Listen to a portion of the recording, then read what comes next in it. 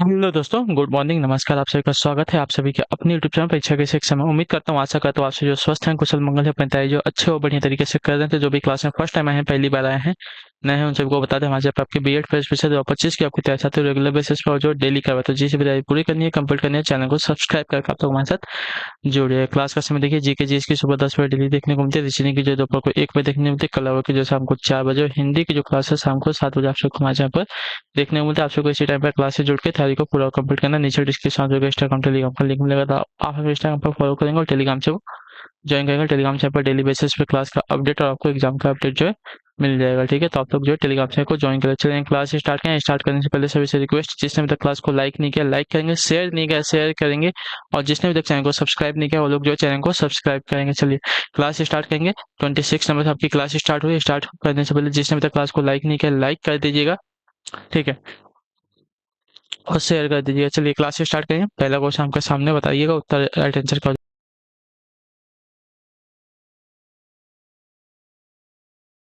चलिए देखिए क्या पूछा गया। पहला क्वेश्चन आपका है, किसी जल विद्युत शक्ति केंद्र में ऊर्जा का चरम स्रोत क्या होता है, बताइए। किसी जल विद्युत शक्ति केंद्र में ऊर्जा का चरम स्रोत क्या होता है? तो इसका राइट आंसर आपका हो जाएगा साथियों,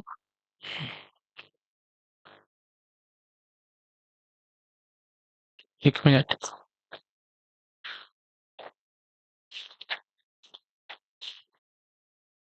चलिए, तो इसका राइट आंसर हो जाएगा सौर ऊर्जा। ठीक है, ऑप्शन नंबर आपका बी राइट होगा। ठीक है, किसी जल विद्युत शक्ति केंद्र में ऊर्जा का चरम स्रोत जो है सौर ऊर्जा है, क्योंकि जल विद्युत उत्पादन के लिए जल मूलभूत आवश्यकता है तथा पृथ्वी पर जल चक्र का निर्माण तथा संचालन सूर्य की सौर ऊर्जा से ही होता है। ठीक है, अगले क्वेश्चन की तरफ बढ़ेंगे। 27 में बताइएगा राइट आंसर करो। लोकसभा का पहला अध्यक्ष कौन था? तो लोकसभा का पहला अध्यक्ष जो आपका राइट आंसर हो जेबी मावलंकर, यानी कि गणेश वासुदेव मावलंकर थे। ठीक है, तो ऑप्शन नंबर जो आपका ए दिया गया है आपका राइट आंसर, गणेश वासुदेव मावलंकर एक स्वतंत्रता सेनानी थे। उन्हें दादा साहेब के नाम से जो है जाना जाता था। ये जो है 15 मई 1952 से 27 फरवरी 1956 तक जो है लोकसभा के पहले अध्यक्ष रहे थे। अगले क्वेश्चन की तरफ बढ़ेंगे। आपका 28वां प्रश्न बताने की कोशिश करेंगे राइट आंसर का। यूनियन कार्बाइड इंडिया लिमिटेड मुख्यतः निर्माण करता था क्या, बताइए। यूनियन कार्बाइड इंडिया लिमिटेड जो है मुख्यतः क्या निर्माण करता था? तो इसका राइट आंसर आपका हो जाएगा साथियों पेट्रोकेमिकल। ठीक है, ऑप्शन नंबर आपका जो सी दिया गया आपका right answer. Union carbide India limited एक रसायन कंपनी है जिसकी स्थापना आपकी 1934 में हुई थी। इसके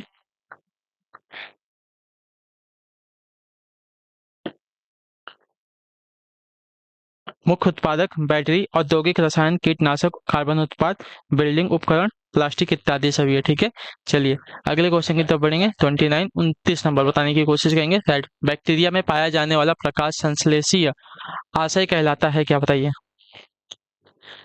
तो यह आपका कहलाता है वर्ड किलवक।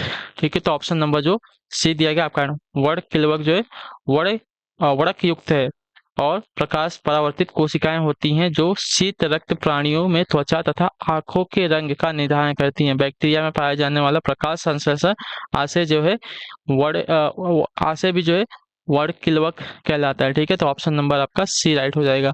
अगले क्वेश्चन के नंबर 30 नंबर 30 नंबर उत्तर देने की कोशिश कीजिएगा। राइट आंसर का हो जाएगा, निम्न अर्थशास्त्रियों में से आप आंशिक विश्लेषण का मास्टर किसे मानते, बताइए।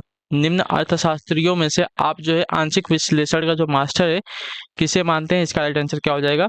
तो इसका राइट आंसर आपका हो जाती हो अल्फ्रेड मार्शल को। तो ऑप्शन नंबर आपका जो सी दिया गया है आपका राइट आंसर होगा। क्लियर सभी को?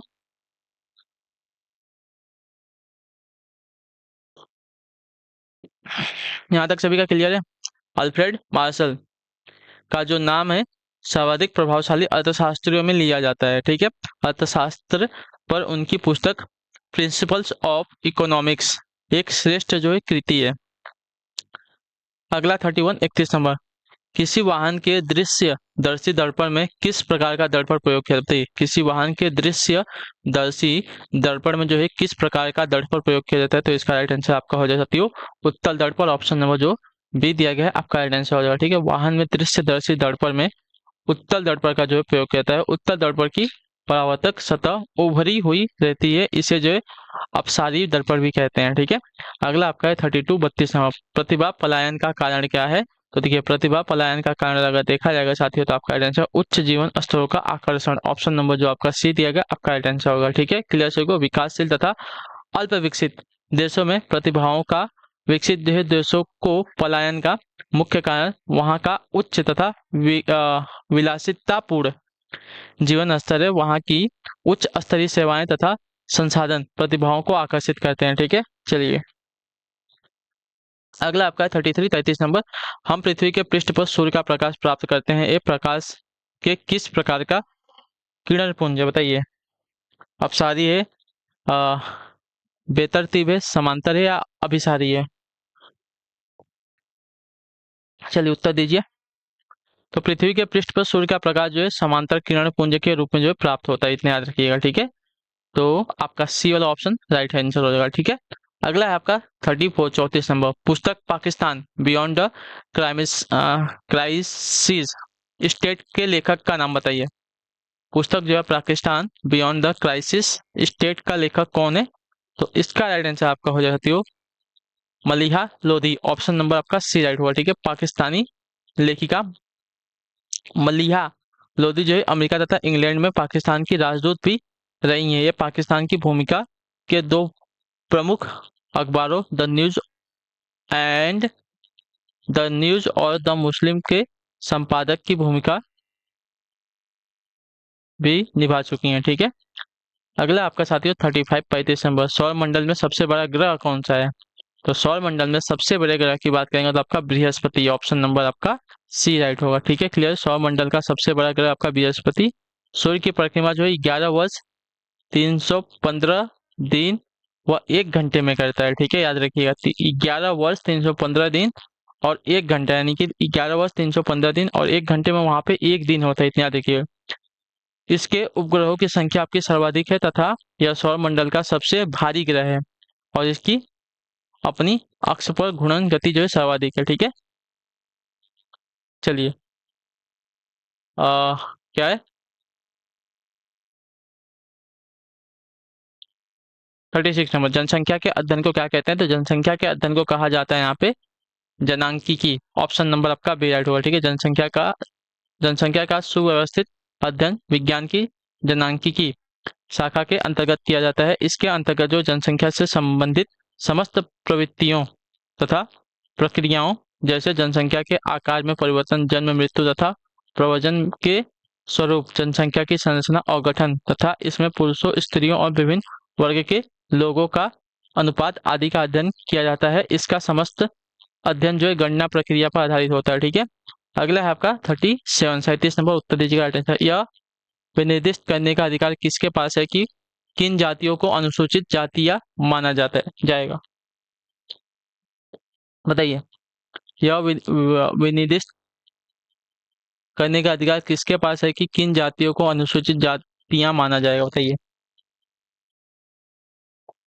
तो आपका राइट आंसर हो जाएगा साथियों राष्ट्रपति के पास होता है। ठीक है, तो ऑप्शन नंबर आपका डी राइट होगा। ठीक है, किसी जाति को अनुसूचित जाति मानने के संबंध में विनिर्दिष्ट करने का अधिकार जो है राष्ट्रपति को है। अनुच्छेद 338 एक के अनुसार राष्ट्रपति अनुसूचित जातियों तथा जनजातियों के लिए एक विशेष पदाधिकारी नियुक्त कर सकता है।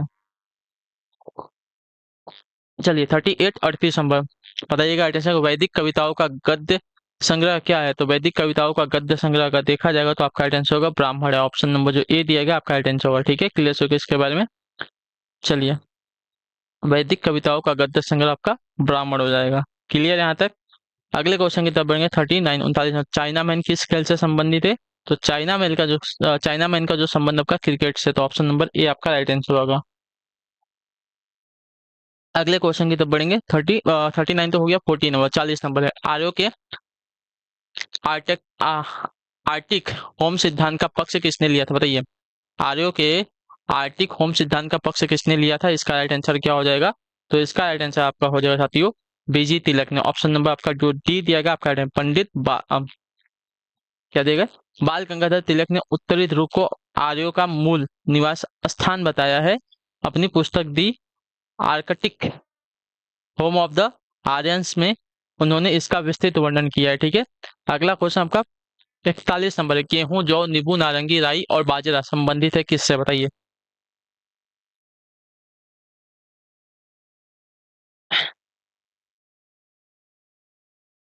तो यह संबंधित है आपके 4 पादप परिवारों से, ठीक है। तो ऑप्शन नंबर आपका ए राइट होगा, ठीक है। गेहूं, जौ, राई तथा बाजरा चारों सीरियल ग्रेन पादप परिवार से तथा नींबू और नारंगी दोनों सिट्रस फ्रूट पादप परिवार से संबंधित है, ठीक है। चलिए अगले क्वेश्चन की तरफ बढ़ेंगे। आपका है 42 में रेबीज क्या है? तो रेबीज आपका होता है विषाणु जनित रोग, ठीक है। तो ऑप्शन नंबर आपका बी राइट होगा। क्लियर सर को?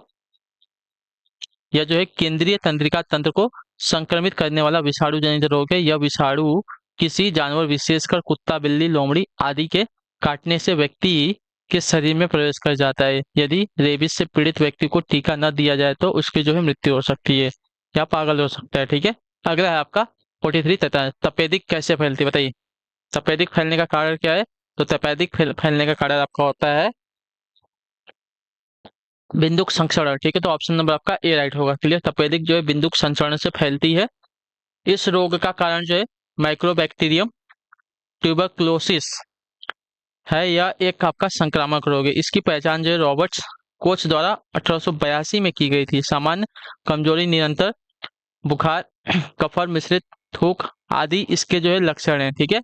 उपचार हेतु जो स्ट्रेप्टोमाइसिन, बीसीजी का टीका आदि प्रयुक्त किया जाता है, ठीक है।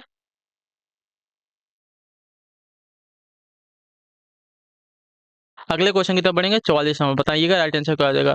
प्रतिरक्षी मुख्यतया किससे संश्लेषित होते हैं? बताइए प्रतिरक्षी जो है मुख्यतया किससे संश्लेषित होते हैं? तो इसका राइट आंसर आपका हो जाएगा साथियों लिमो लिम्फोसाइट से, ठीक है। तो ऑप्शन नंबर आपका सी राइट होगा। क्लियर सबको? ये श्वेत रक्त कणिकाओं का 30% भाग बनाती हैं। ये प्रतिरक्षी का निर्माण करके शरीर के प्रतिरक्षा तंत्र में महत्वपूर्ण भूमिका का निर्वहन करती है, इतना याद रखिएगा, ठीक है। तो प्रतिरक्षी मुख्यतः जो है लिम्फोसाइट से जो है संश्लेषित होते हैं, इतना याद रखिएगा। अगले क्वेश्चन की तरफ बढ़ेंगे। 45 नंबर बताने की कोशिश करेंगे। सही उत्तर निम्नलिखित में से कौन सा फल जो है अनिषेक फलनीय है? बताइए। तो आपका राइट आंसर हो जाएगा केला। ऑप्शन नंबर जो ए दिया गया आपका राइट आंसर होगा, ठीक है। जो फल अनिषेक फलनीय होते हैं उनमें बीज नहीं होते हैं, इसलिए इन्हें अवास्तविक फल भी कहा जाता है। इन्हें जो है वर्जित फ्रूट भी कहा जाता है। इनका जो है व्यावसायिक महत्व भी होता है, ठीक है। अगला विषाणु क्या है?